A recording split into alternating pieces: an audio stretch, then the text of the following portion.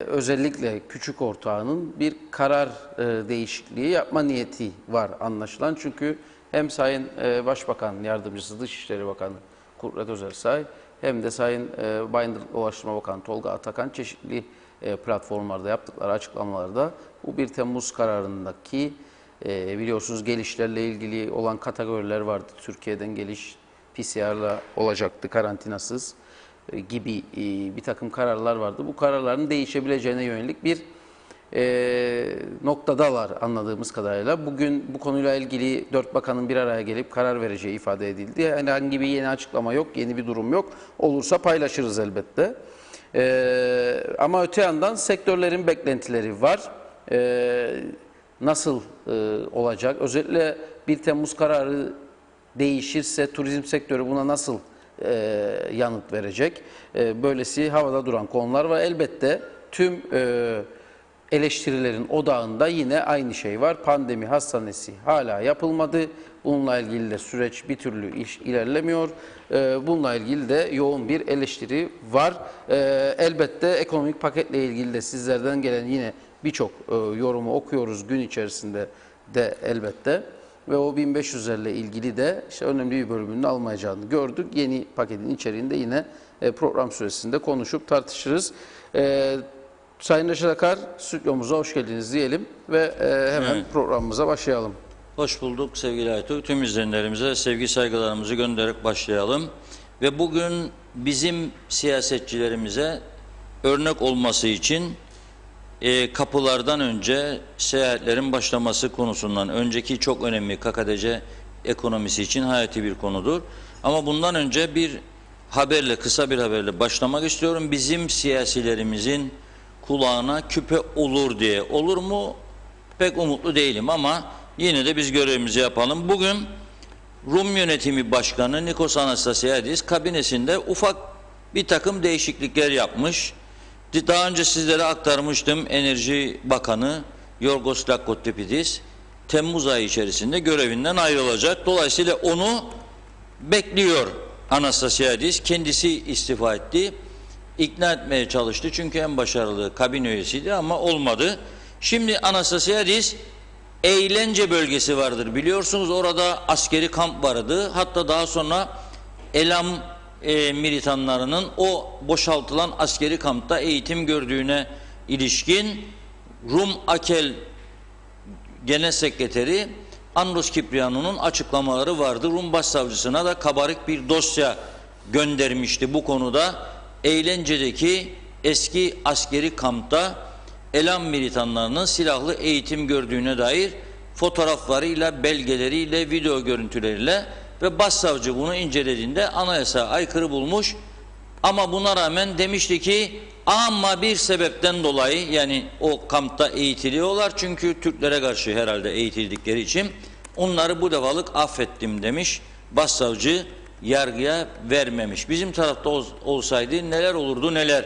Silahlı eğitim görecek bir örgüt yıkılırdı Kuzey Kıbrıs. Neyse, konumuz bu değil. İşte bu eğlencenin bir belediye başkanı var. Herhalde çok sağlam, çok sert, çok dik bir adam.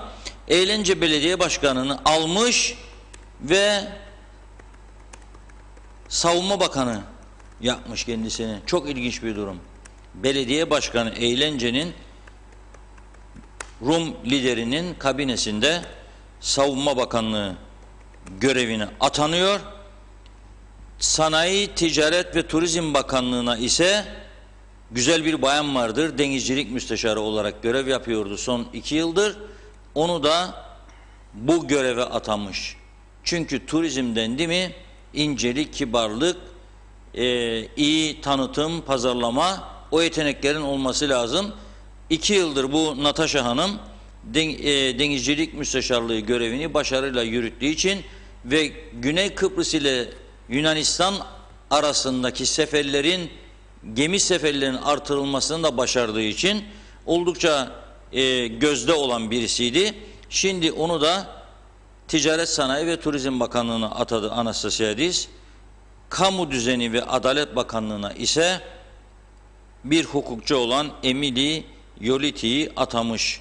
3 tane bakan değişikliği. Bunun adına diyor Anastasiadis mini değişiklik. Bizde bir tane değişti. Turizm Bakanı kıyametler koptu.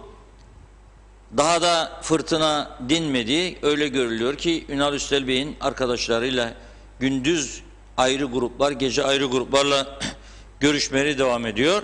Bir de 3 tane değişiklik olsaydı bakalım neler olurdu. İstifalar falan, hükümet her an düşerdi. Şimdi bile tehlikede yani hükümet.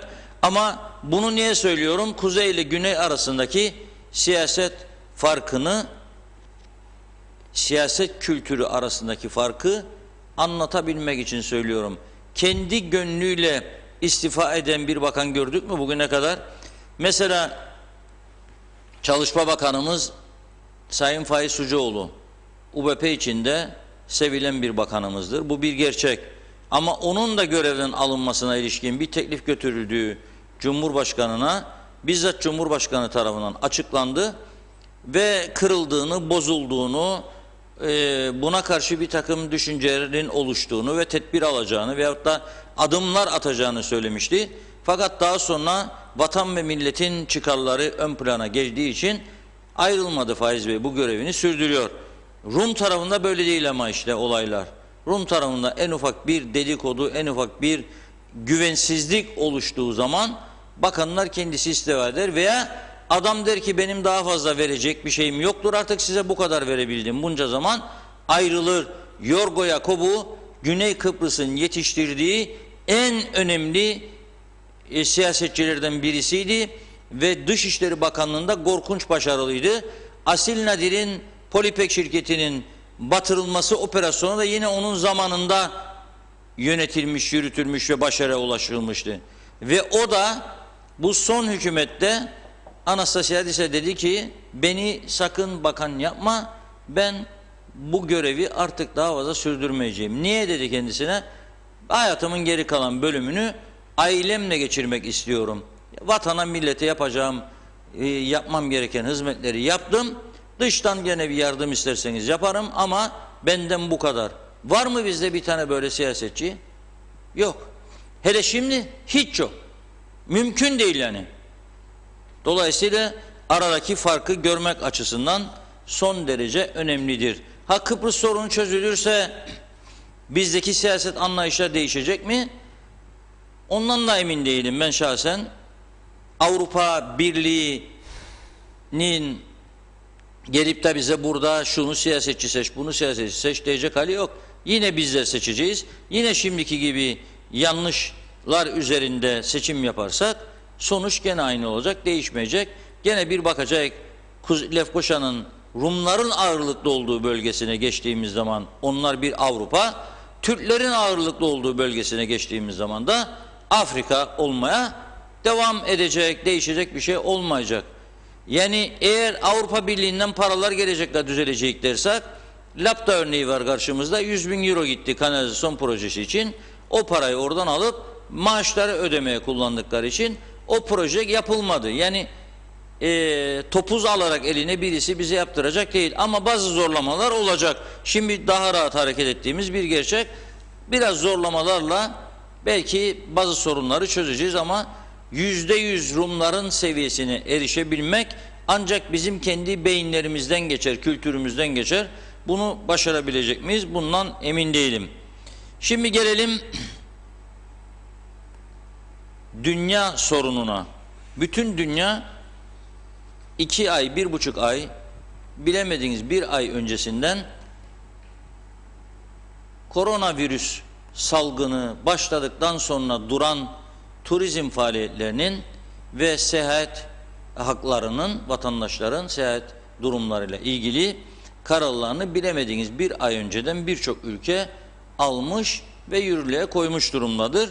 Bunlardan da bir tanesi, en önemlisi işte yanı başımızdaki Güney Kıbrıs Rum yönetimidir. Şimdi Güney Kıbrıs'ta yaşayan insanlar 800 bin civarında Kıbrıs Rum var, 200 bin civarında da yabancı uyruklu var. Çoğunluğu bunların tabii ki İngilizlerdir.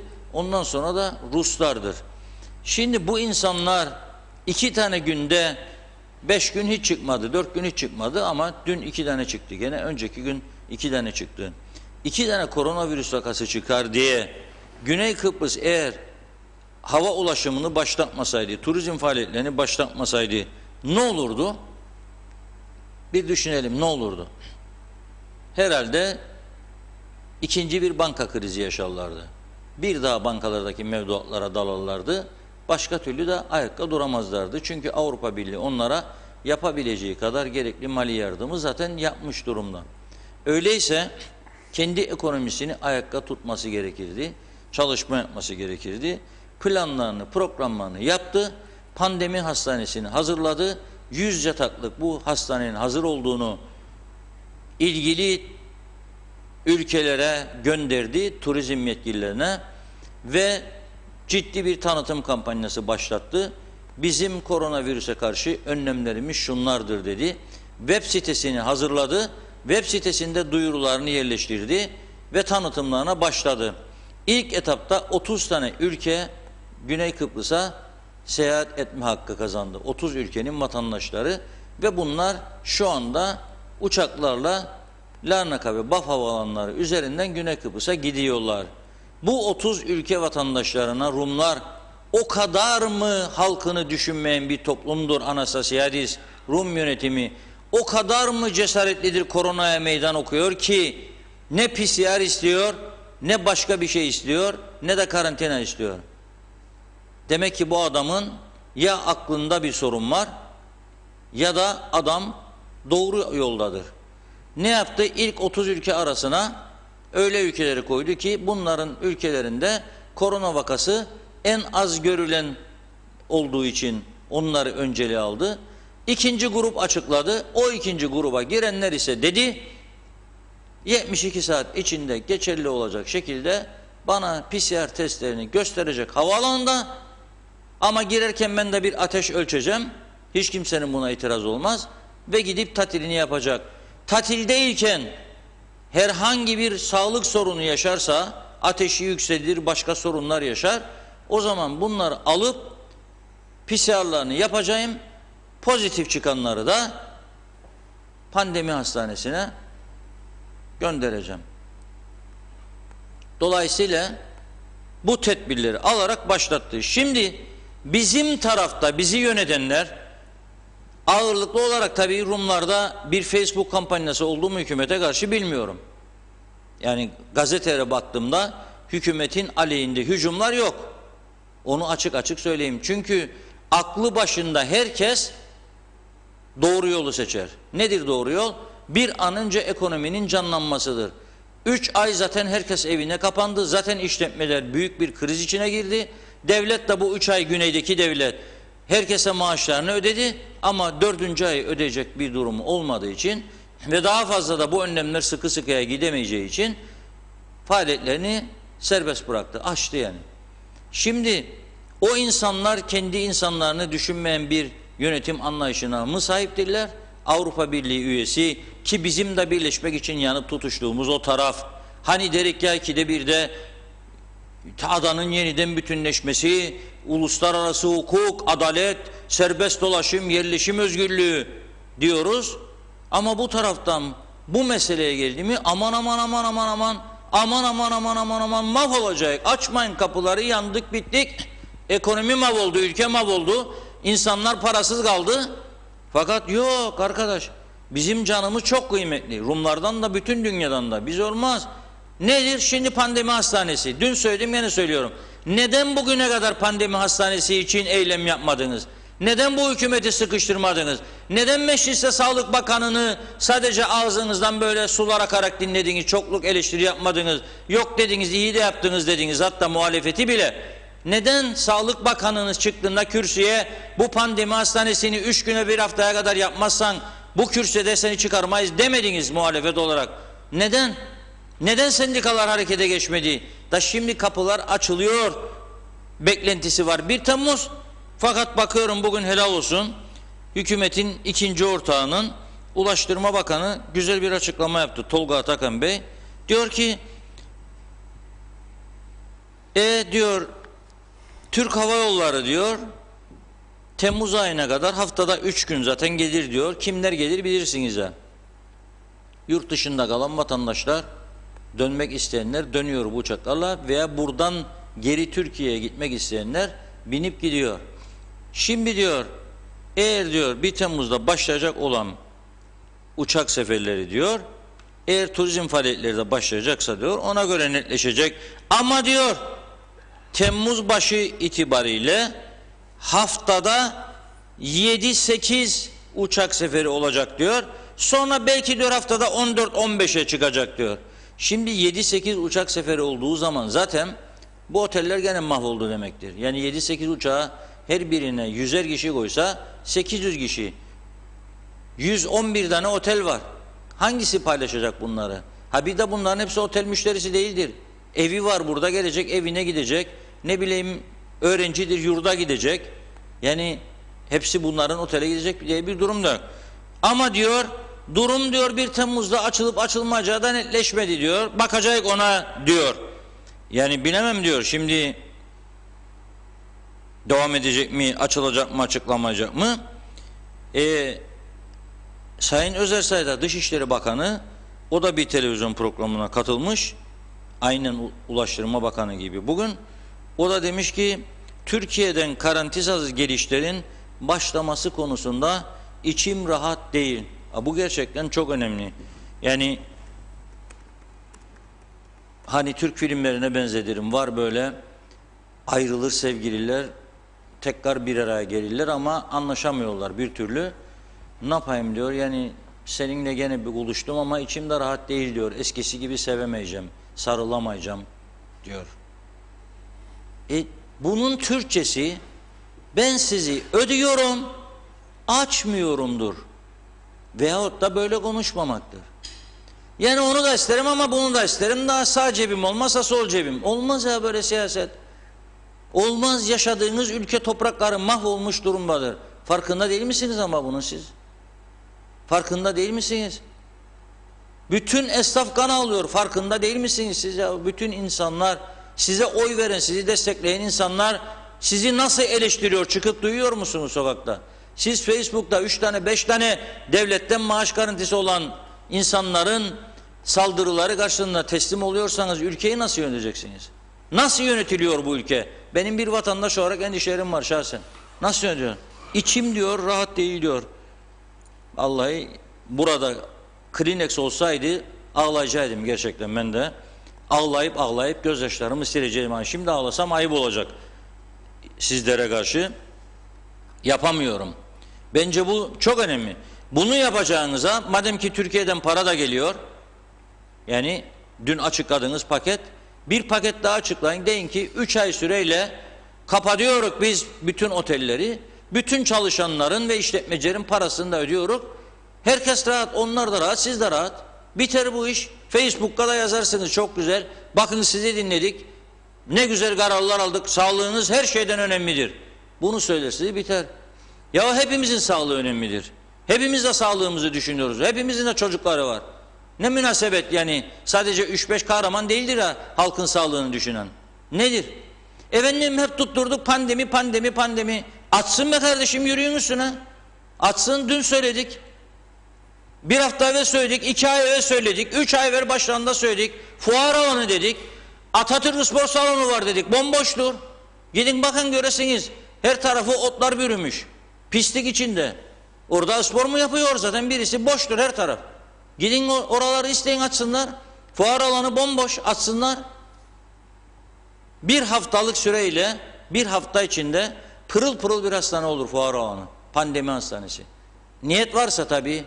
Boş özel hastaneler var, kiralayın. Domuzcular burnu var, askerin şeyi. Orası da var, boş. Yani yer çok. Yer çok.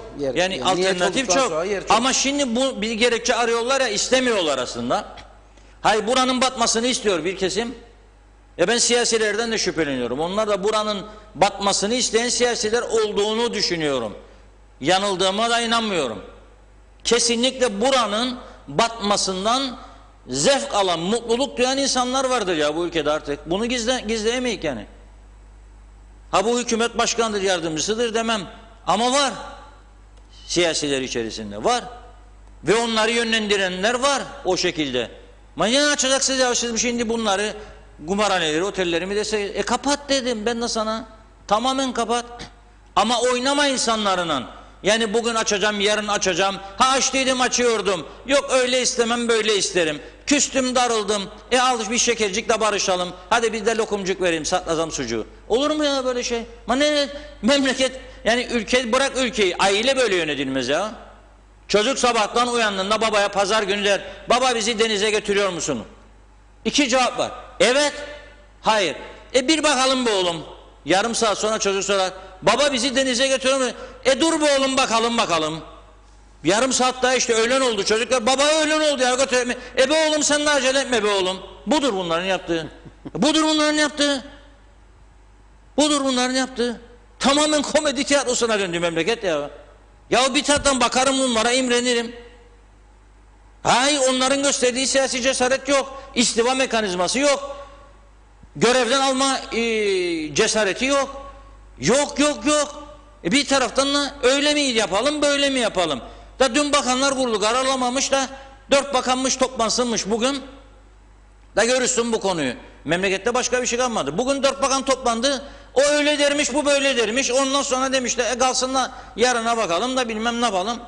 Olur mu ya? Sen daha bu kararı, yarın kaçıdır? Bak, oyalamanın maksadı bellidir zaten. Yarın 25'i bu kararı evet uygulayacak dese bile 1 Temmuz itibariyle ne gün bu insanlar duyuru yapacak? Ne zaman uçak şirketleri kendinin uçuş saatlerini belirleyecek? Ve ne zaman bu faaliyetler başlayacak? Ve ne zaman gidip PCR testi yapacak? Bu insanlar da gelsinler bu ülkeye. Ve nerede yapacak? Nasıl yapacak? Yani bu akıl alan bir şey değil. Aynı zamanda Türkiye dışı vardır. 2 tane mesaj okuyacağım şimdi burada. Dün gönderdiler bana, dün akşam. Bir tanesi Finlandiya'dan geldi. Önce onu bulayım da.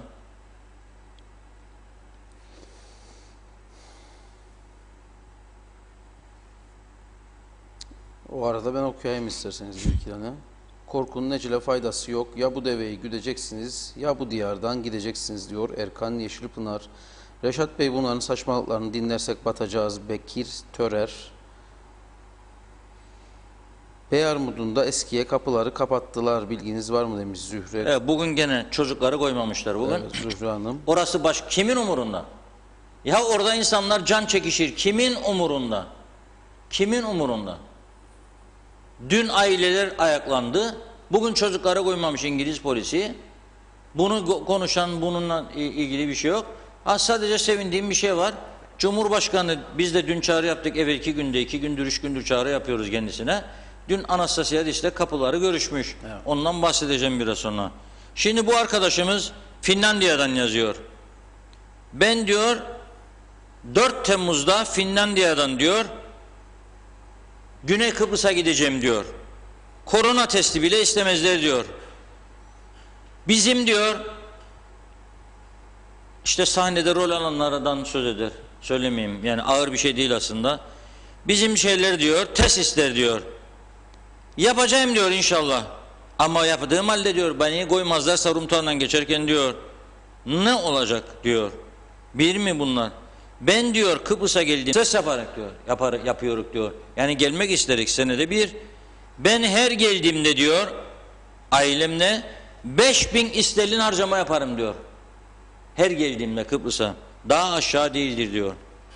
Bu insanları karantina alacaklarına götürüp otellerine, gidin evinize, eğer sorun yaşarsanız gelin hastaneye demesi lazım diyor.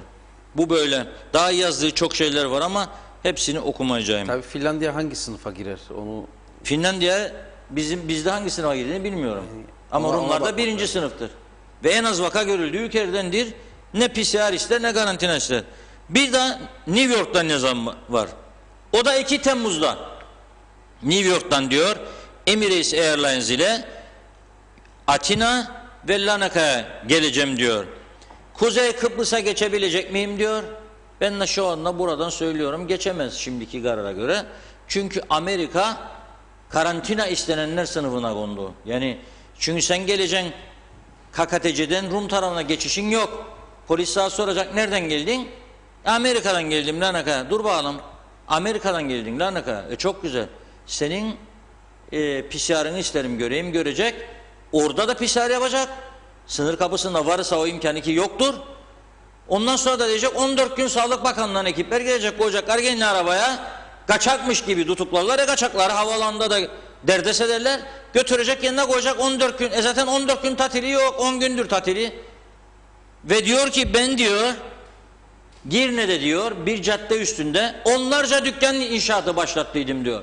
Yani kazandım parayı diyor. Kaç zamandır Amerika'da taşıdım diyor parayı, kazandığım alın terinden paralarımı diyor. Bir kısmı çünkü vatanımda yaşamak isterim ve orada ölmek isterim. Ve yatırımlara da başlattım. Yatırımlar ne durumda bilmem diyor. Müteahhit beni aldattı mı aldatmadı mı, işler nasıl gider hiç bilmem. Geleceğim diyor, denetleyeyim, ailemi göreyim, biraz dinleneyim, çıkayım gideyim Amerika'ya. Gelemem diyor. Finlandiya'dan. Ya şimdi bu da Amerika'dan.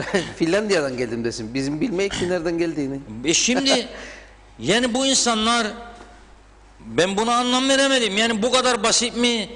Bu insanların duygularıyla, bu insanların ekonomik yatırımlarıyla, bu insanların ailelerinin yaşadığı sorunlarla oynamak bu kadar basit mi ya? Kolay mı bu ülkede? Yani böyle bir devlet yönetimi anlayışı var mı ya? Olabilir mi? Bugün oldu. Bu insanlarla ilgili net bir duruş yoktur. Yoktur. Amerika'da vaka sayısı çok olabilir. Ama Amerika kaç yüz milyonluk memlekettir.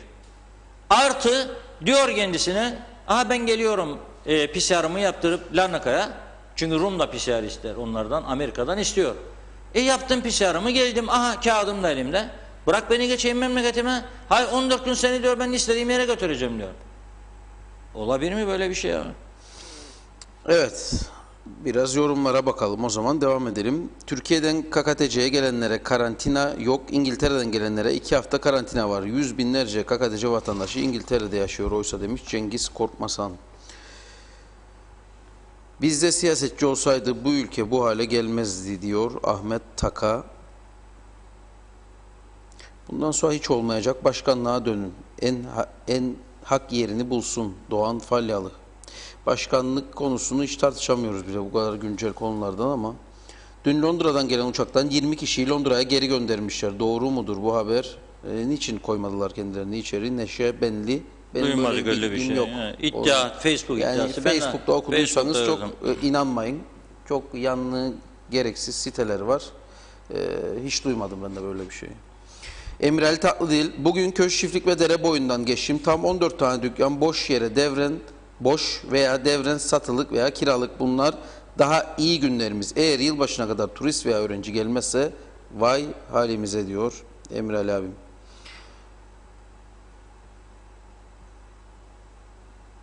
Peki bizim için neden bu kadar sorun yapıyor Rumlar? Ahmet Taka, bizim işçiler için.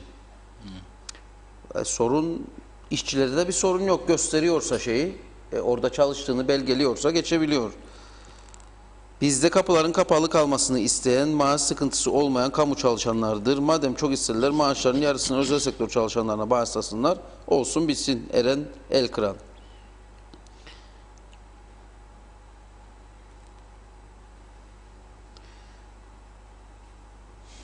Virüs yıllarca sürerse yıllarca açılmayacak mı diye soruyor Ali Yatar. Ya Serkan Atayler, KKTC'ye Londra'dan dün giden charter uçakta bulunan 64 kişinin KKTC'de oturumu olmadığı söylendi. Londra'da çıkan bir Türk gazetesi. Bu daha şey. Bu haber KKTC'ye yansımadı galiba. Yalnızca bir tek gazetede çıktı. Biz burada vatandaş olanlar beklesinler. Diğer taraftan torpilliler oynasın demiş.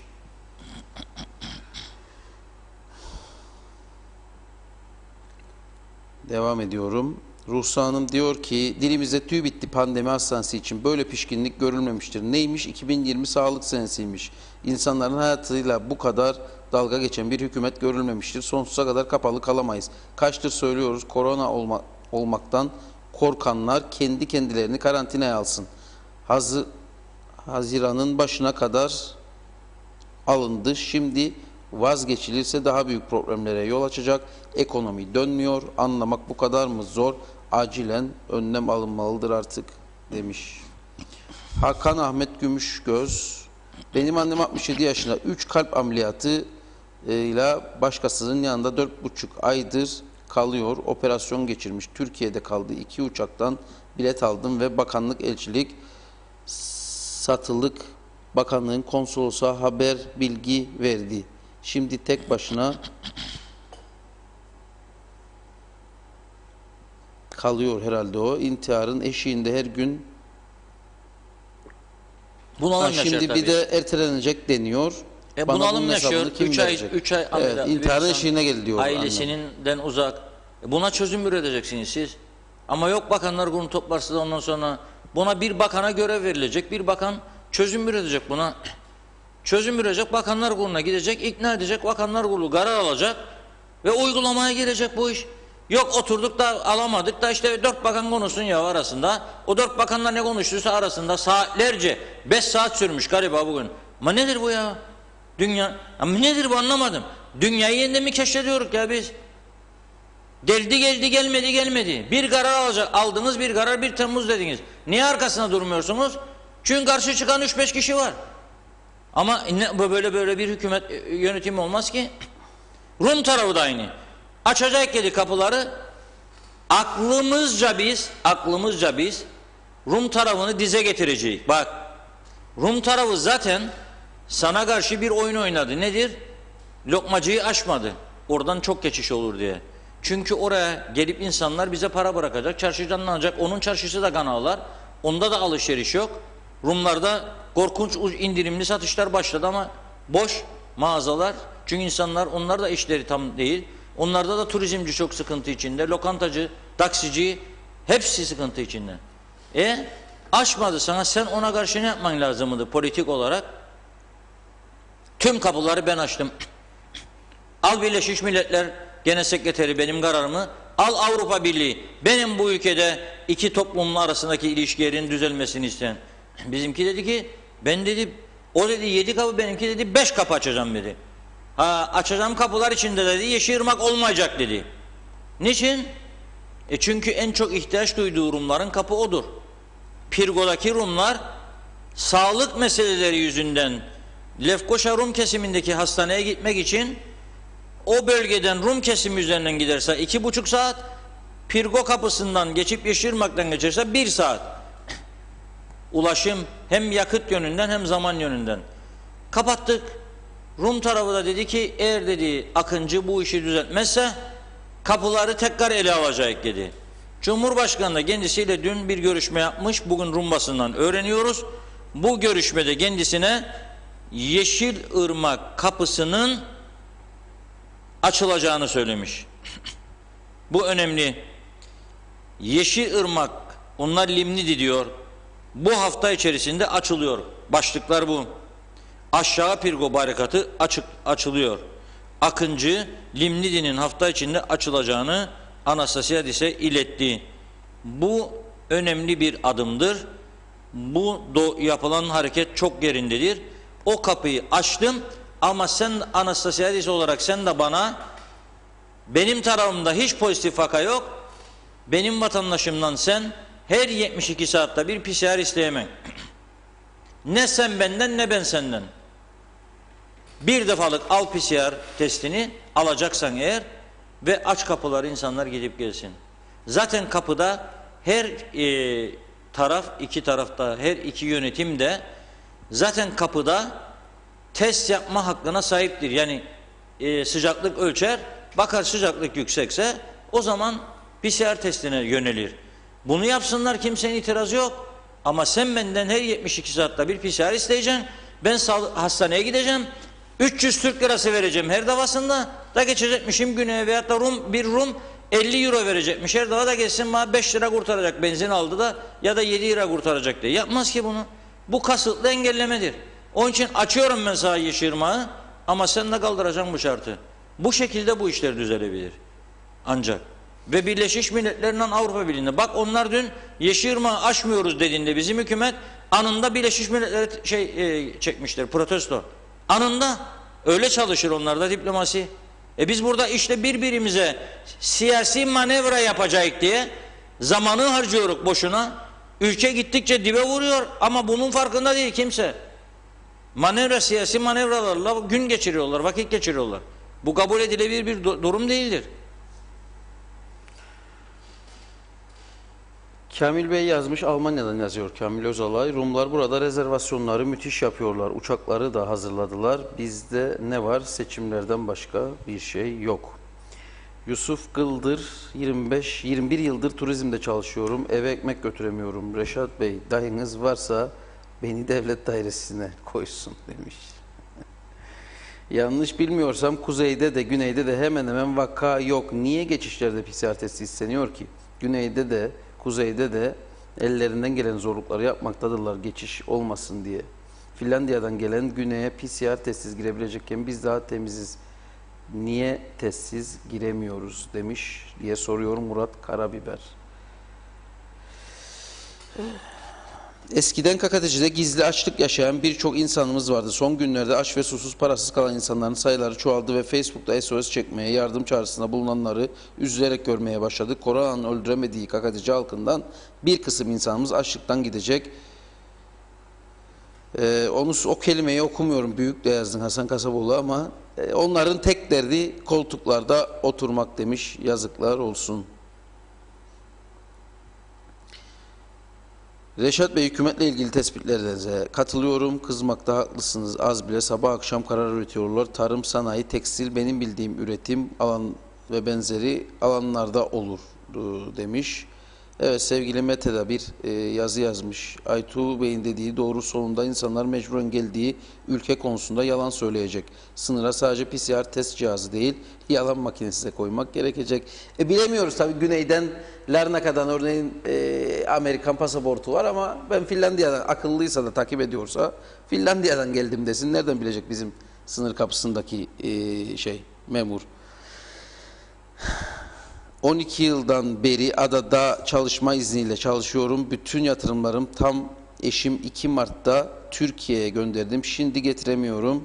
Asgari ücret 3383, karantina ücreti 4400 TL. Nasıl karşılayacağız? Anlamadık diyor Ali Yatar. Hükümetin gündemi hiçbir zaman mantıklı adım nasıl atır olmadı.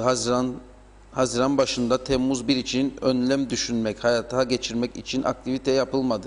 Neymiş? Kriz yönetmişler. Kusura bakmayın, krizi, kaosu yarattınız, yönetemediniz. Kara sınır kapıları koşulsuz açılsın. Ailemiz güneyde kaldı diyor Sayın İskifoğlu da.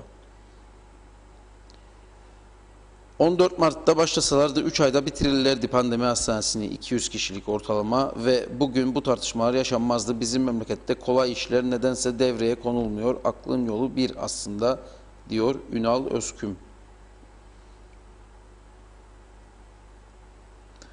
Dinçer Gülsev, Diyalog TV'nin kapatılmasının sebebi neyse otellerin açılmasının istenmemesi veya sürekli ertelenmesinin bir bağlantısı olabilir mi acaba? Hani turizmle ilgili kalkınmamızı istemeyen çevreler var diye düşündükçe bu aklıma geldi demiş. Diyalog TV'nin kapatılmasını isteyen çevreler, Diyalog TV'nin başarısıdır birinci onları rahatsız eden. Halkın Diyalog TV'ye gösterdiği bağlılık, gösterdiği destek, verdiği destek tabii onları rahatsız etti ve biz bu şikayetlerin, kapatılmamız yönündeki şikayetlerin bir süreden beri buradan gönderildiğini kesinlikle tespit etmiş durumdayız. Yani bunun da şeyi yok. Daha farklı bir izahatı olamaz. Yani kimse bize lololo okumasın. Buradan belirli çevrelerin inat ve ısrarla kapatılmamız yönünden girişimler yaptıklarını biliyoruz. BRT müdürüne telefonların kimden açıldığını bir anda daha rütük yazısı gelmeden yayınımızın durdurulması çağrısının kimlerden gittiğini biliyoruz. Kimlerin kimlerle telefon görüşmesi yaptığını, ne tür yazıların gönderildiğini hepsini biliyoruz. Ama umuyoruz, adalete güvenmek istiyoruz, Türk adaletine. Bu davayı açtık, sonucunu bekliyoruz, olumlu olmasını umut ediyoruz. Yaptığımız bir yanlış yok. Bu hafta içerisinde de bir kararın alınmasını bekliyoruz. İnşallah doğru yönde bir karar çıkacak diye tahmin ediyorum. Ama ondan sonra da tabii ki gene biz normal halkımızın beklentileri doğrultusunda kimseyle kavgaya girmeden, kimseyle hesaplaşma dürtülerine aldırmadan, onlara uyum sağlamadan Biz doğru dürüst bir şekilde her zamanki gibi objektif, tarafsız, bağımsız gazetecilik anlayışıyla yayınlarımızı sürdüreceğiz. Daha çok halkın içinde olacağız. Daha çok kıskansınlar, bir şey değil. Köy programlarımızı, köy gezilerimizi sürdüreceğiz. Onları özledik zaten. Köylere iyi alışmıştık. Onlar da bize alıştılar. Birçok yerden sık sık haberler geliyor. Geliniz, bekliyoruz, özledik diye. Televizyon açılsın bari öyle.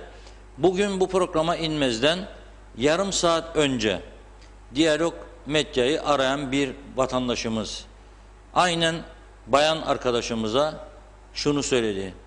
Ne oldu televizyon, açarım hala daha karanlık diyor. Tabii ses tonundan yaşını tahmin etmedi arkadaşımız. Ben de duyuyorum konuşmayı. Diyor kendisine, nasıl karanlık televizyon diyor, bizim televizyon bir süredir kapalıdır diyor. Ama diyor Facebook üstünden, YouTube üstünden, kime söylen ya kızım bunu diyor. Ben diyor 90 yaşındayım diyor. Ne Facebook'u diyor. Ben öyle şeyden anlamam diyor. Ben televizyonumu istiyorum geri diyor. Bugün bak aradan kaç gün geçti. 1 Mayıs'ta bizi kapadılar. 1 Mayıs'tan bugüne 2 ay oluyor neredeyse. 55 gün geçti. 2 ay oluyor. Dolayısıyla halka mal olmuş bir yayın kuruluşunun bak Cumhurbaşkanımız dün BRT'den şikayet ediyor. Önemli belgeler diyor işte tarihi belgeler katılmadılar diyor. Ama devlete maliyeti nedir o televizyonun? Bir baksınlar bakalım. Bir de bizim maliyetimize. Radyo Diyalog da bu arada kapatıldığı için şimdi ben aracımda yolda gider gelirken diğer radyoları hem fırsat bu fırsat diye dinlemeye çalışırım ama daha önce çok söyledim. Ondan da rahatsız olanlar var. 66 tane galiba veya 60 civarı diyelim lisanslı radyomuz varmış. Bir daha bizim normal Avrupa standartlarında veya da uluslararası alanda kabul edilebilecek bir yasal frekansımız zaten yok. Kaçak, korsan bir yayıncılık yapıyoruz tümümüz ve o frekansları kaçak frekanslar yakalayarak. Dolayısıyla mesela Lefkoşa'nın içinde dolaşırken bizim yayınımız diyelim ki iyi dinlenebiliyor. Boğaz'a geldiğimizde Girne Boğazı'na başka istasyonlar giriyor, içine Rum giriyor falan. Dağı devirdiğimizde Girne'ye doğru Türkiye'ye giriyor, Arap radyoları giriyor içine. Karıltı, Kurultu ve BRT radyosu da dahil dinliyorum. 98.1'dir galiba neyse baktım. Bayrak FM'de hatta da devamlı şarkı. Enteresan şeyleri de dinliyorum bu arada. Mesela bir sunucu, devletin radyosunda sunucu böyle bir açıyor müziği öyle. Müzik yükseliyor, sonra kısıyor, başlıyor konuşmaya. Evet diyor 1 Temmuz'da açılacakmış diyor. Şarkı çalarken bunları konuşma olsun diye söylüyor. Kendi düşüncelerini aktarıyor. Diyor ki ben mi ne yapacağım diyor. Ben diyor eve kapanacağım diyor. Evet öyle düşünüyorum çıkmayacağım çünkü çok tehlikeli diyor falan. Devlet radyosu bu. Kim verdi sana bu kağıdı eline de konuşuyorsun sen? O radyo senin babanın değil. Kapanacaksan evine buyur kapan. Kapanacaksan kapan. Ama benim vergilerimle ödenen bir maaşlar sana ve o kurumun bir politikası olması lazım. Nedir o kurumun?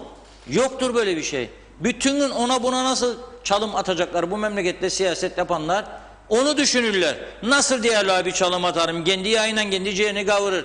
Bu kadar da başarılı oldu köy köy gezer. Hiçbirimiz yapamadık bunu. 150 milyon yılda para veriyoruz akıtıyoruz. TRT'nin de bir yıl yardımları geliyor. Buna rağmen nasıl oluyor da bu? Bu hazımsızlıktır işte böyle. Bu Kıbrıs Türk toplumunu, bu hazımsızlık, bu yanlış düşünceler, bu kıskançlık nereye götürecek? Olmaz yani. Kuzey Kıbrıs gerçekten bir siyasi çöplük haline geldi artık. Kabul edilebilecek bir durum değildir. Programın başında okudum. Adam bir günde 3 tane bakanını aldı görevden. Ve aldı eğlencenin belediye başkanı en önemli, en kritik bakanlığa getirdi. Savunma Bakanı yaptı kendisini. Vardır herhalde bir bildiği. Aldı Denizcilik Müsteşarı Bayan Natasha'yı getirdi Ticaret Sanayi Turizm Bakanı yaptı. Aldı en iyi avukatlardan, en ünlü avukatlardan Emili Yolitu'yu getirdi Kamu Düzeni Adalet Bakanı yaptı. Bir günde, 1 saatte. Olacak şey değil bizdeki durumlarda. Evet. Muhammed Gözay, sesinizi kısmak ya da susturmak o birilerin işine gelmediği için yapılmıştır arkadaşlar. Yalnızdayız halk olarak demiş. Teşekkür edelim. Düğünler ne oldu Aytuğ Bey? Hala işsiz, aç kaldık. Kimse ilgilenmiyor. Adil Gür. Adil Bey, düğünlere izin var ama insanlar yapmıyor herhalde. Yani şu anki durum bu. Onlar da önünü göremiyor. Öpüşme yasağı var. Bizim düğünlere gideceksin ve öpüşme olmayacak, olur mu? Yasak kalmadı ya. 1 Temmuz'dan sonra. Bir Allah de bizim düğünlerde en önemli özellik, evlenen çiftlere biraz yardım olsun diye dakmalar vardı. Şimdi düğün yaparsan sen, bu korona var diyerek gelmeyecek insanlar, dakma da olmayacak. Ne anladım ben düğünden? Hastane daha iyi. yüzünden bağlayaç Kendi kendine evet, ödeyemeyecek salon parasını, orkestra parasını, bastiş parasını ödeyemeyecek. Evet. Ercan Mehmet Gürkanlar, Reşat Bey, Diyalog TV'yi çok özledim, ekranlarda görmek isterim. Hükümet acaba istemez mi görsün, nereye kadar bıktırdılar demiş. Köy programlarını özellikliyor Kamil Özalay'da. Erol Canseç, yerli işçi arıyorum Aytuğ Bey. Eğer bir iletirseniz belki işçi bulurum. Tam 7 yıl oldu, bir tane bile gelip iş sormadı. Belki bu dönemde bulabilirik. Erol Bey'in restoranı var Girne bölgesinde.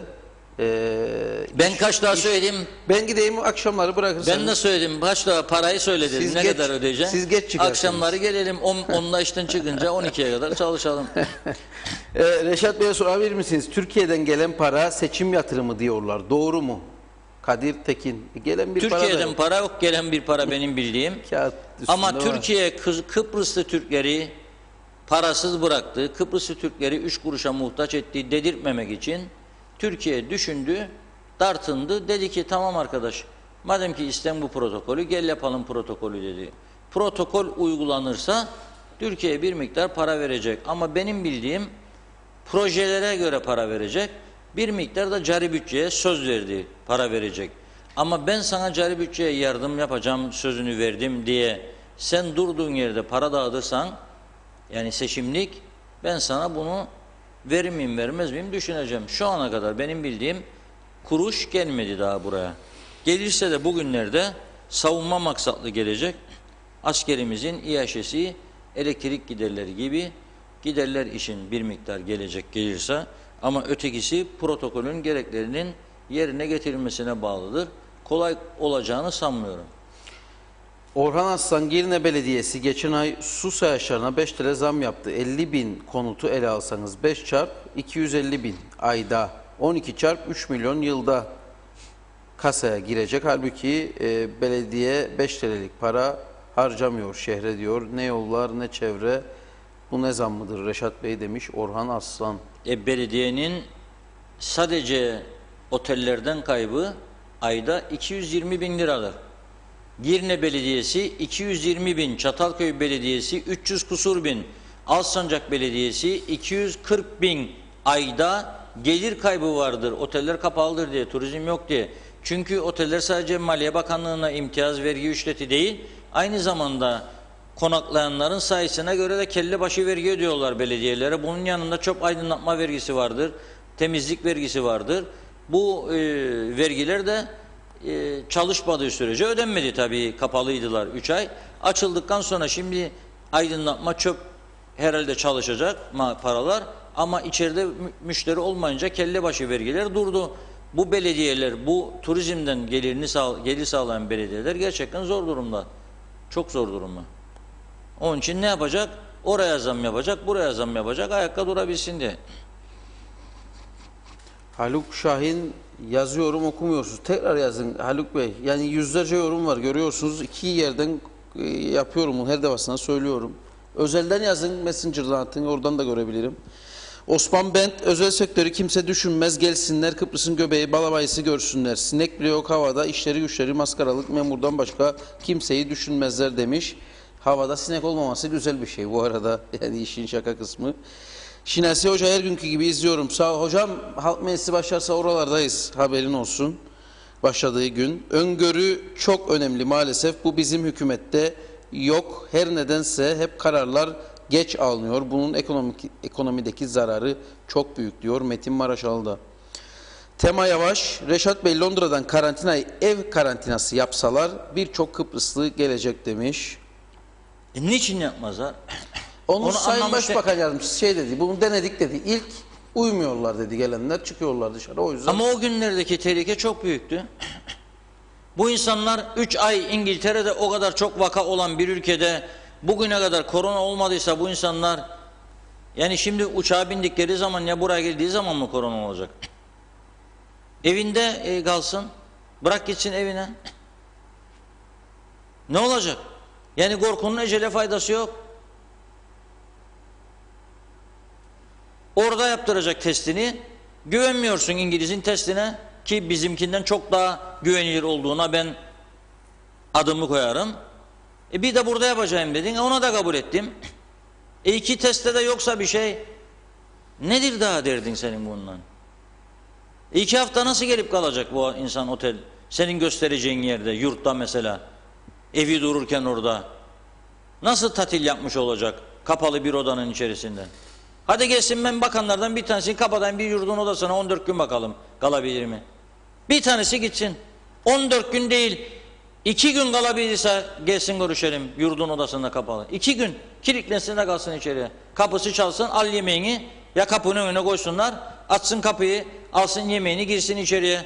Esir kampındaki gibi. Yapsın bakalım, yapabilir mi bunu? Evet. Eser Sütçüoğulları demiş ki güneş sevdalılarının haklı vefası olduğu sürece hiçbir şey değişmeyecek demiş. Tarafsız bakış açısı demiş buna da. Peki. Yusuf Çamlı, adamlar kapıları kapattılar, olmaz açtılar, olmaz ne yapsınlar, ben söyleyeyim açsınlar, ölen bizim kalan bizim demiş Yusuf Çamlı'da. Dünyanın hiçbir ülkesinde bu kadar kamu personeli yoktur. Devlet ihtiyaç bölgelerine personel alacağına yılda 3 ay yoğun geçen bazı bakanlıklara ya da müdürlüklere personel alınsın. Sağlıkçıların sesini duyan yok diyor Hamdi Dursun. Ahmet Polat, seyahatlerde sorun çıkaranlar şahıslarda değil süratle kolay test uygulamayan hükümetlerden köpeği tok ekmeği bütün isteyemezsiniz demiş. Sönmez Edizer, sanırım şimdiye kadar elimize geçen turizm fırsatını beceriksiz bir yönetim ve çok büyük bir korku ile elimizden kaçırmak üzereyiz. Bir an önce karar alınıp burada İngiltere'de bizler gibi binlerce insanı İspanya piyasasına kaçırmadan uyanması lazım baştaki liderlerimizin diyor. Ya Eğitim Bakanı bugün onu atlamayalım. Eğitim Bakanı çok ilginç bir şey söyledi. Bak. Onu atlamayalım. O da ansızın girdi. Bu konuya ne yapmaya girdi bilmiyorum. Şöyle diyor. Eğer diyor öğretmenlerden diyor herhangi biri yurt dışına tatile giderse diyor, ona baldırıyor öğretmenler. Dönüşünde diyor karantina diyor gerekli görülürse, yani İngiltere giderse mesela döner karantina isteyecek kendinden. Ücretini de kendi ödeyecek diyor. Böyle bir karar aldık diyor. Ne ilgisi var bunun? Bir karar alınırsa bütün vatandaşlar için alınır. Öğretmenler için ayrı, memurlar için ayrı, özel sektör için ayrı alınmaz. Bu nereden çıktı? Yani yurt dışına gitmek istersen diyor, bilesin ki diyor, döndüğünde karantina şartı varsa ben seni diyor karantinaya yollayacağım, parasını sen ödeyeceksin diyor. Onun için gitme diyor. Tamam gitmeyeyim daha. Ne yapayım yani, gitmeyeyim tamam. Beni istemen gideyim, bırak gelsin bari, gelenler gelsin, o da gelmez. Onu da istemez. Nasıl ayakta duracak onu da bilmeyik. Ya. Neşe Hanım, Ercan Muhaciret'te çalışan arkadaşım söyledi birinci ağızdan kesin bilgi, 20 kişi İngiltere'ye geri gönderildi diyor. Mete Feridun da diyor ki o bahsedilen uçuş KKTC temsilciliğinin uçuşu değil, Cyprus Paradise'ın düzenlediği uçuşmuş. KKTC'de ikamet eden İngilizlere yönelikmiş, sadece 5-6 kişinin ikamet izni yenilenmemiş olduğu için Ercan'da sorun çıkmış ama halledilmiş diyor o da. Evet, Cyprus Taksi 101 gündür iş yapamayık, ne olacak halimiz diye soruyor. Halil Özçağlar, ben güneyde çalışıyorum. Bugün iş dönüşü Beyarmudu kapısında Pile halkı yolumuzu kessin. Neymiş? Biz geçermişik da kendi çocukları geçemez. Biz 3,5 aydır çalışmayık ve bizim yolumuzu kesiyorlar. Bu utanmazlık değil midir? Pileli Türkler bizden önce buraya işlerine gelmeye başladı. Biz onların yolunu kesmedik. Pile halkının yaptığı kendi milletine karşı çok utanç verici bir durumdur demiş Halil Bey. Onların da sıkıntısı var ama tabii sizin yolunuzu kesmemeleri gerekirdi. O da ayrı bir konu. Bütün sorun nedir? İnsanların seyahat özgürlüğünün kısıtlanmasıdır bütün sorun. Bütün sorun budur. Yasakçı rejim daima hem insanlar arasında ayrıcalıklara yol açar, hem de insanların ekonomik durumlarını geriye götürür, hem de insanları rejime karşı isyan noktasına getirir. Yasakçı rejim böyledir. Olmaz. Bu kapılar zaten uzun yıllar kapalıydı. 2003'te açtınız. Açtınız, baktınız, gördünüz ki iki taraf arasında çok da büyük olaylar olmadı. Hele kuzeyde hiç olmadı. Kuzeyde biz hiçbir Rum'un üzerine saldıran bir insanımız olmadı. Rum tarafında Kıbrıs Türklere saldıranlar oldu, çok oldu. Hem öyle bir iki de değil. 50-100 oldu. Son bir yıl, 2 yıl içerisinde biraz durdu bu saldırılar. O da durması nedeniyle geliş gidişlerde de kendini gösterir, zaten insanlar daha fazla gidip gelmeye başladı. Hem bizden hem onlardan. Bu fırsatı yakalamışken iki toplum arasında çatışmayı körüklemek yerine ilişkilerin gelişmesine bu kapılar yardımcı oluyor. Aynı zamanda ekonomik açıdan da büyük yardım var. Bırak gelsin, al parasını. Yani gelip de bizim içimize karışacak halleri yok da bizi korona yapsa. Gelip de yüzümüze mi üfleyecekler de korona yapsın bizi? Ne yapacak? Büyük bir çoğunluğu gelip yakıtını koyuyor arabasına. Durarsa çok bir markette birkaç tane bir şey alıp gider. Taksın maskesini, gitsin marketten alsın gitsin. Bırak. Senin ülkene para bırakıyor. Senin esnafına yardımcı oluyor. Ne var bunun? Ne var? Ha buna karşıysan, bu bir devlet politikasıysa, dediğim gibi kamu görevlerini ödemeyi bir zorunluluk olarak gördüğüne göre özeldekini ödemeyi de aynı şekilde zorunluluk göreceksin. Varsa paran ödeyeceksin ve diyeceksin ki ben kapattım markayı, açmıyorum 3 ay daha. O zaman açmayacaksın. Ama bizim gibi bu konuyu bu kadar günlerce, haftalarca tartışan bir topluluk yok. Bak Dima Çağaner diyor ki dünkü programda biz diyor bu konuyu şimdi değil diyor. Bu aslında şöyle der. Eğer diyor 1 Temmuz tarihinde uçuşlar açılacak denildi, şimdi vazgeçtik denilse pazarlama maliyetlerimizi diyor bakanlar kurulu karşılamakla yükümlüdür. Yani bu işler diyor çocuk oyuncağı değildir diyor. Ne münasebet diyor. 15 Temmuz tarihleri için Türkiye'den KKTC'ye 3000 rezervasyon vardır diyor. Günübirlik kararlar alacaksın. Sen ben bu 3000 rezervasyonu ne yapacağım? O zaman diyor ödeyeceksin diyor bu rezervasyon iptallerinin parasını diyor. Ve anla diyor. Biz en son diyor Nisan ayının 20'sinde diyor örgüt olarak pandemi hastanesinin yapılması konusunu hükümete götürdük, öneriler sunduk diyor. Birçok öneri diyor. Ama hiçbir şey olmadı diyor.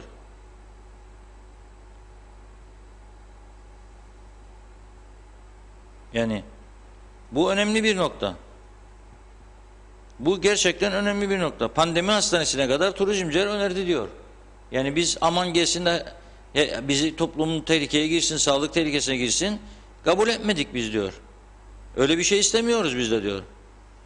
Ama şimdi diyor bu pandemi hastanesini sen alıp yapmadın, hiçbir şey yapmadın. Şimdi bana dersin ki bunu kabul etmeyeceğim, bunu kabul etmeyeceğim. Bu doğru bir yaklaşım değil. Biz tabii burada bunlarla uğraşırken bölgemizde de çok önemli gelişmelerin olduğunu ne yazık ki gözden kaçırıyoruz. Hiç ilgimiz yok. Hiç kimse bu konulara kafa yormuyor. Ama dün enteresan bir ziyaret gerçekleşti İsrail'in Tel Aviv kentine. Rum Dışişleri Bakanı Hristodilidis, belki arkadaşlarımız Diyalog Gazetesi'nin 1. sayfasında hiç olmazsa fotoğraf var. Rum Haber Ajansı'ndan aldığımız bir fotoğraftır bu. Bunu da bilmezdik. Meğer Güney Kıbrıs'ta hava kuvvetleri var, çalışıyor ve Rum Dışişleri Bakanı hava kuvvetlerine ait bir askeri helikoptere biniyor, Tel Aviv'e gidiyor ve orada İsrail Dışişleri Bakanı ile önemli bir görüşme gerçekleştiriyor. Bu önemli görüşme tabii ki öncelikle Türkiye'nin Doğu Akdeniz'deki faaliyetleri ele alınıyor ve bunun yanı sıra stratejik olarak iki ülkenin ve Yunanistan'ın birlikte ne yapabileceği konusu görüşülüyor.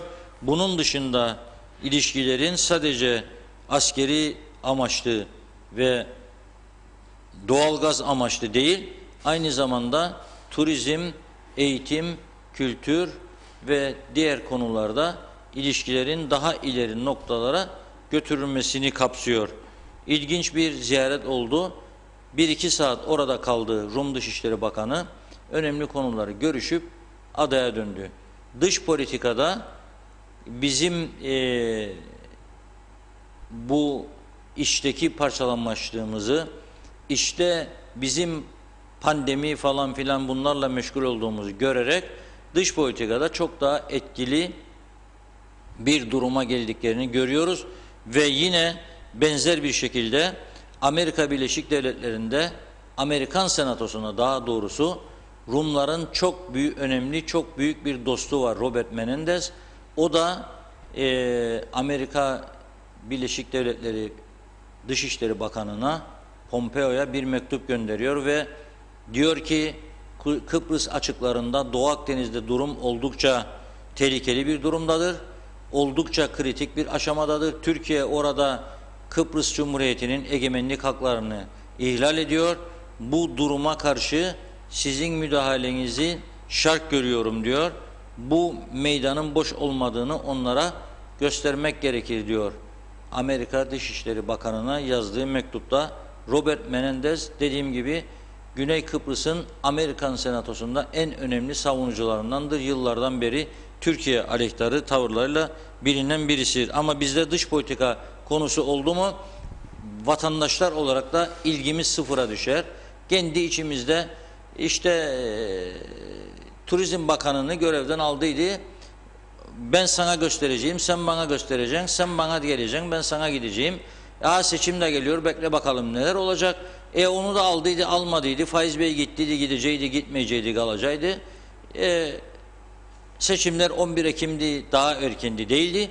Bu arada Anayasa Mahkemesi'nin kararı açıklanmadı. Bunun bir an önce açıklanmasında fayda vardır. Eğer bu seçimler 11 Ekim tarihi uygun görünmeyecekse anayasaya göre daha erkene alınacaksa eğer bir an önce bununla duyurulmasında fayda vardır. Çünkü artık seçim meselesi hükümet icraatlarıyla bütünleşmiş vaziyettedir. Yani bunun da sebebi hükümet başkanı ile yardımcısının da seçimlerde aday olmasıdır. Dolayısıyla çok önemli, hatta hayati bir mesele olan kapılar konusunda Cumhurbaşkanı ile uyumsuzluk içinde olmalarının ana nedeni de budur. Yani ben buna destek vereyim de Akıncı bundan pay mı kapsın diye düşünebilirler. Akıncı da ben onları burada buldum, onlar mı yapsın, ben bunu adım atmam lazım, benim sorumluları diyor. Dolayısıyla sonuçta bir uyumsuzluk ortaya çıkıyor ve bu uyumsuzluğun faturası da halka mal ediliyor. Halk ödüyor bunu. Yani taksici iş yapmam diyor. Yok, kapılar kapalı. Eskiden taksicilerimizin önemli bir kısmı Larnaka'ya giderdi. Yani Rum taksiciler şikayet ederdi, karşı koyardı, protesto ederdi ama neticede gene çok sayıda insanımız Larnaka'dan yolcu taşıyarak geçimini sağlardı. Gider gelirlerdi Larnaka. Kuzeyde yaşayan İngilizleri götürürlerdi, gidip geri alırlardı. Londra'dan gelen vatandaşlarımızı gidip alırlardı. Ciddi bir hareketlilik vardı. O da durdu. Yani taksici çalışmıyor, oteller çalışmıyor, ne bileyim işte müteahhitler çalışmıyor. Gelip ev almalar durdu. Eskiden Londralılar parayla gelirlerdi. Buraya ya banka transferi ya bir miktar çantada gelirdi. Peşinat verirdi müteahhide, başlatırdı inşaatını. Her taraf durmuştu. Ben şimdi sizin oldu muydu olmadıydı, pandemi vardı da yoktu da aman da bilmem ne bununla bir ülke idare edilemez. Yani kriz büyümüş vaziyettedir. Dış politikayı da tamamen unuttuk zaten. Yani Güney Kıbrıs'ın yaptığı hareketlere karşı, girişimlerine karşı herhangi bir adım atmamak da ayrı bir mesele. Seyirci pozisyonuna düştük doğrudan.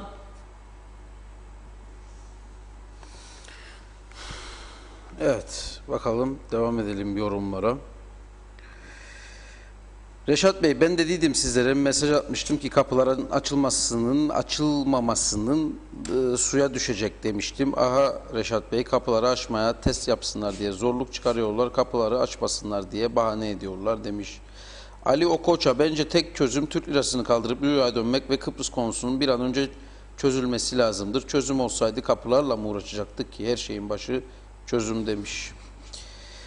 Süreyya Ulukan, 24 saat önce devlet hastanesinde yapılan PCR testlerinin sonuçları halen daha hazır değil. Git gel öğlen olunca gel tekrar sabaha. PCR testler güneyde sadece 72 saat geçerlidir ve süre test yapıldığı an başlıyor demiş. Yasin Kurt kızma bana yahu nasıl bir cümledir diye sormuş.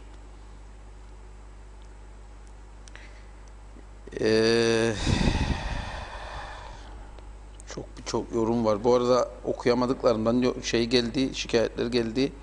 Tekrar atarsanız okuyacağım inşallah.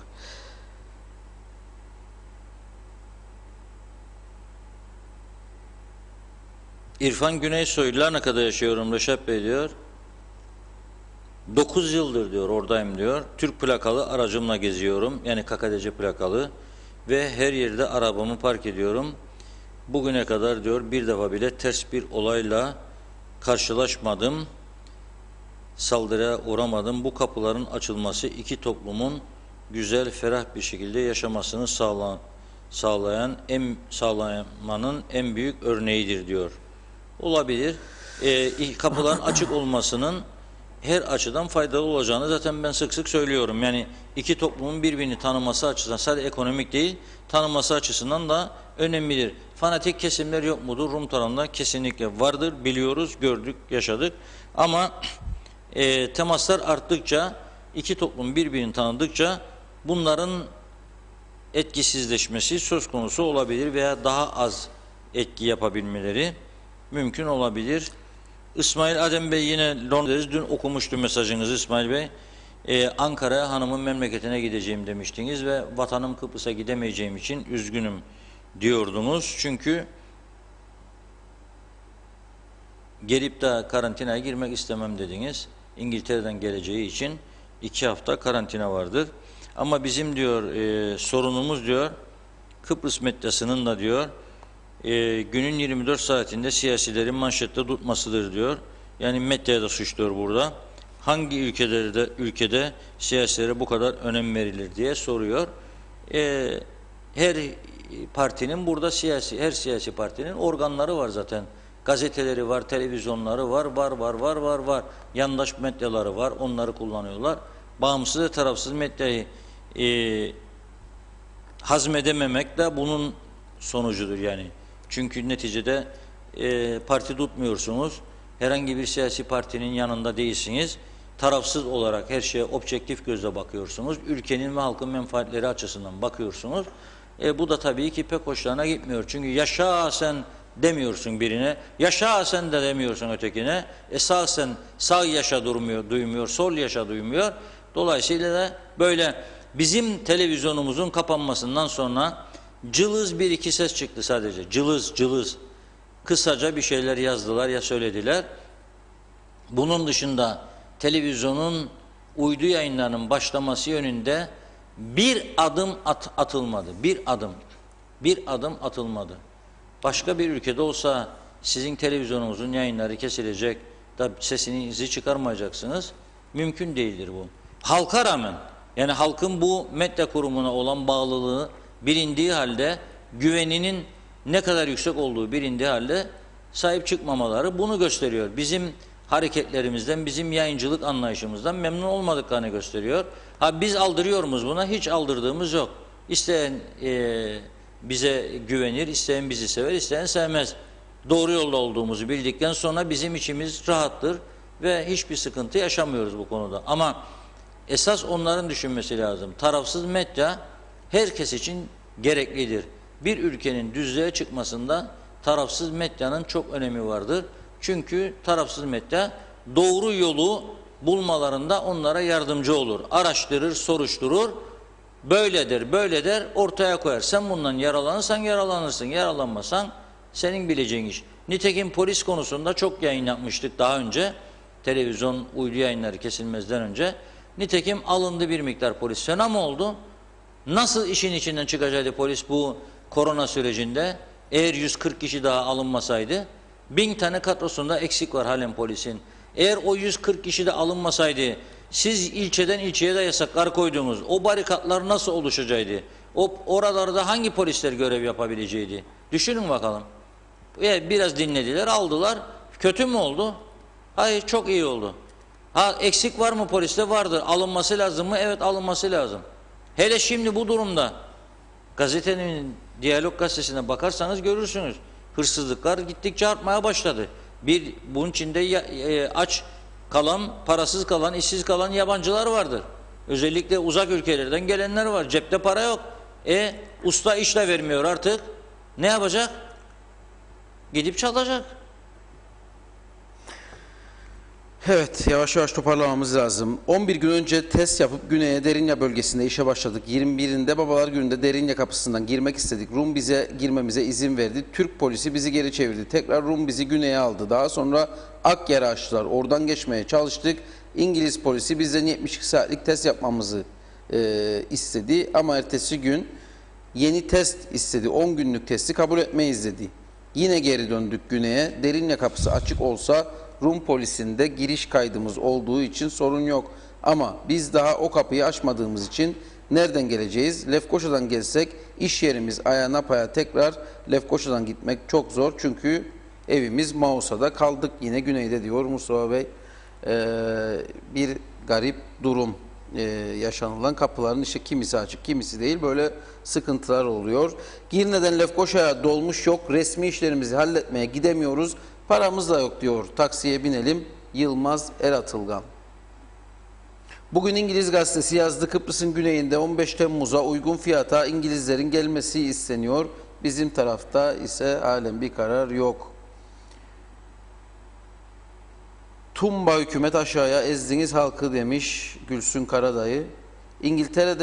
İngiltere hükümeti 4 Temmuz'da her yeri açıyor. KKTC daha kapanmayı düşünüyor diyor Osman Berkel Karaosmanoğlu. İspanya, İtalya, Portekiz kapıları açtı. Onlar aptal, biz açık göz demiş Eren Elkıran'da. Zekiye Paşa yorumu okumadığından şikayet etmiş. İlk yorumu yaptım diyor. Hep izlerim, başka bir arkadaş yazınca yazdım. İyi seyirler. İyi seyirler için hep şey diyorum en baştan. İyi seyirler için herkese teşekkürler, tek tek okumayayım diyorum. Çünkü bu yorumları tümünü okumaya çalışıyorum. Zekiye Hanım, her zaman bekliyoruz yorumlarınızı yani. Özetle. Evde karantina hem daha sağlıklı hem de bedelsiz olur diyor Raif Şerifoğlu da. Bizi kapatırlarsa açlıktan ölürüz, kapatma olmazsa da öleceğiz. Ölen ölür, kalan sağlar bizimdir. Ercan Mehmet. 9 Mart'tan beri işsiz evdeyim. Davut'ta kafeterya işletiyorum. 1500'ü hala daha alamadım. Özkan Teksu. Öğlen Mehmet Bey'le de bu yorumu yapmıştınız. Alabileceğinizi söylemişti yeni kararda. Onun için bir bakın o işe.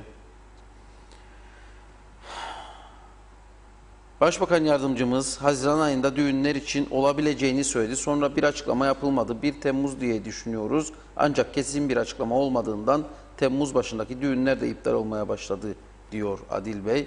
Yani bu konuda bir açıklama yapılması lazım. Bu da çok önemli bir sektör olmuştu Kıbrıs'ta. Tabii. Düğün salonları var, organizatörler var, organizasyon yaparlardı. Organizatörlerden randevu alabilmek mümkün değildi geçen sene. Yaz aylarında ben bir şey istiyorum, bir etkinliğim var da bana yardımcı. Hayır, yetişemez derdi. Doludur takvimim derdi. Şimdi herkes boşta kaldı. Gelinlik satıcıları, damatlık satıcıları, herkes büyük bir kriz içine girdi. Yani bütün sektörler bu sarsıntıyı yaşıyor. Ama biz neyle uğraşıyoruz? Şimdi Turizm Bakanı değişti ya. Bu Turizm Bakanımız Ünal Üstel Bey, UBP'nin milletvekili değil miydi? UBP'li değil miydi bu? UBP'nin benimsediği bir adamı müsteşar ve müdür yapmamış mıydı Ünal Bey? Herhalde gidip de CTP'den yahut da TKP'den adam getirmedi oraya. UBP'nin içinden. Şimdi Ünal Bey gitti.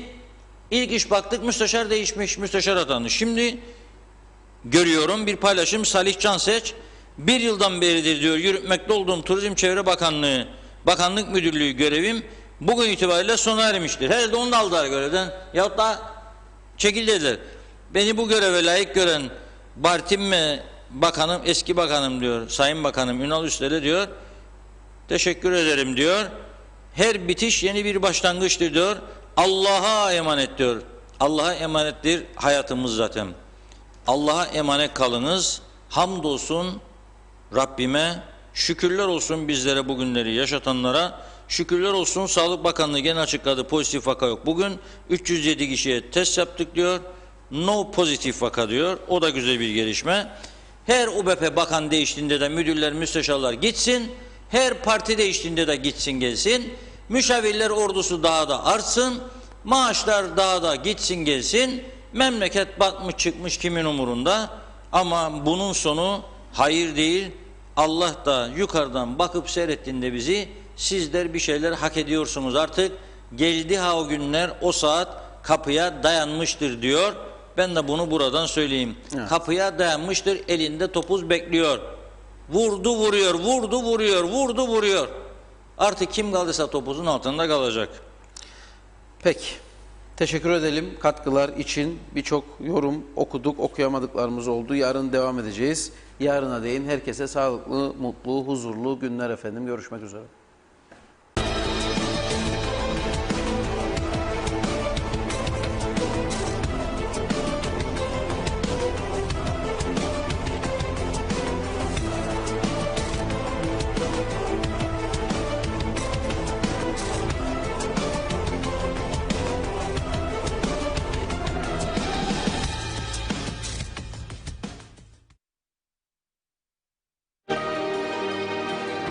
Yollarda güven, ülkede huzur istiyoruz. Polisimizden